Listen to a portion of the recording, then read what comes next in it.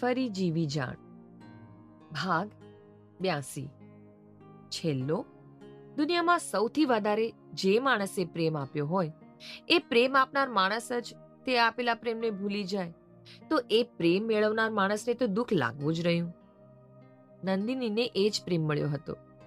તેથી જ તે નિશબ્દ બનીને પોતાને જ દોષી માની રહી હતી.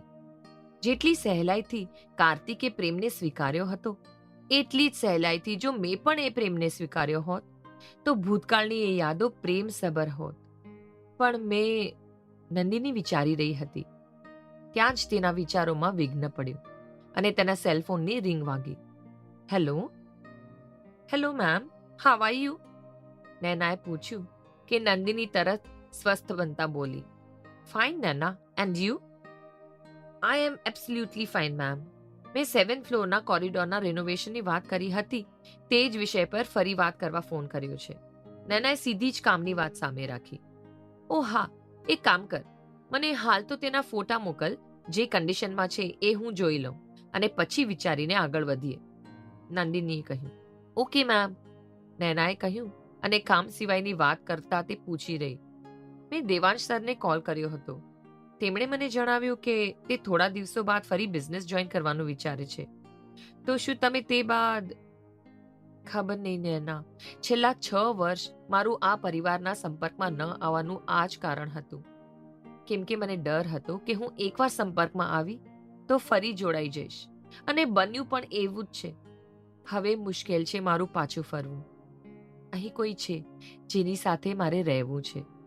ત્યાં આવી તો પણ મારું મન અહીં જ રહેશે. તો અહીં આ બધું તું છે ને ત્યાં, અને એકવાર અહીં બધું બરોબર થઈ જશે તો હું ત્યાં આવીને તને મળી જઈશ. નંદિની નૈના સાથે પોતાની આત્મીયતા વહેંચી રહી. મેમ, તમે ઘણો વિશ્વાસ મૂક્યો છે મારા પર.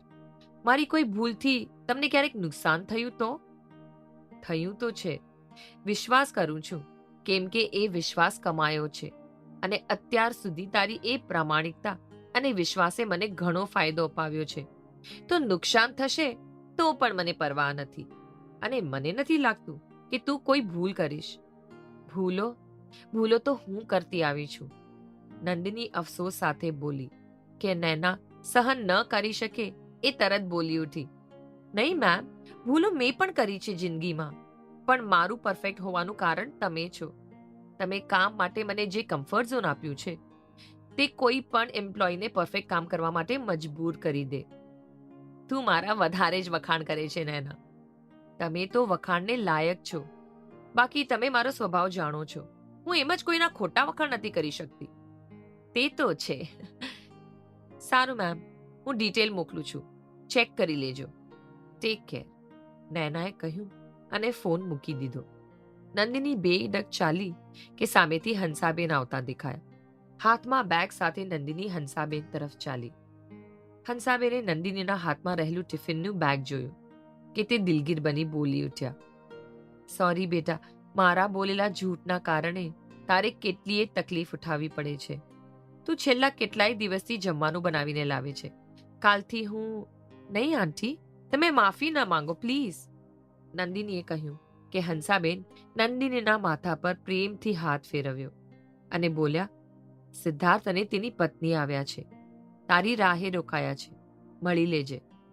હા આંટી, અને કાલે પણ જમવાનું હું જ બનાવીને લાવીશ. નંદિનીએ સ્મિત સાથે કહ્યું અને તેણે કાર્તિકના રૂમ તરફ પગ માંડ્યા. સિદ્ધાર્થ અને તેની પત્ની પંક્તિને જોઈ નંદિનીના ચહેરા પર સ્મિત આવી ગયું. તે સ્મિત સાથે ટેબલ પાસે આવી અને તેના ઉપર રાખેલા સુંદર સફેદ ફૂલના બુકેને જોઈ નંદિની બોલી ઉઠી, ખૂબ સુંદર ફૂલ છે. તમારા જેટલા નહીં. પંક્તિ તરત બોલી પડી કે નંદિનીનું સ્મિત હાસ્યમાં બદલાઈ ગયું. તે સિદ્ધાર્થની સામે જોઈને કહી રહી, તે વખાણ કર્યા હતા એટલું જ સુંદર વ્યક્તિત્વ ધરાવે છે પંક્તિ. હું તમને ઘણા સમયથી મળવા માંગતી હતી. નંદિનીએ પંક્તિ સામે જોયું. મળ્યા છીએ તો લંચ સાથે કરીએ? સિદ્ધાર્થ નંદિની સામે જોઈ પછી પંક્તિ સામે જોઈ પૂછ્યું. શ્યોર, પંક્તિએ સહેમત થતા કહ્યું. એ ત્રણે ભૂલી ગયા કે કાર્તિક પણ રૂમમાં છે. હા, કેમ નહીં, નંદિનીએ જવાબ આપ્યો અને પછી કાર્તિક સામે જોયું. તમે આવો, અમે તમારો પાર્કિંગમાં વેઇટ કરીએ છીએ, પંક્તિએ કહ્યું અને નંદિનીએ હકારમાં માથું હલાવ્યું.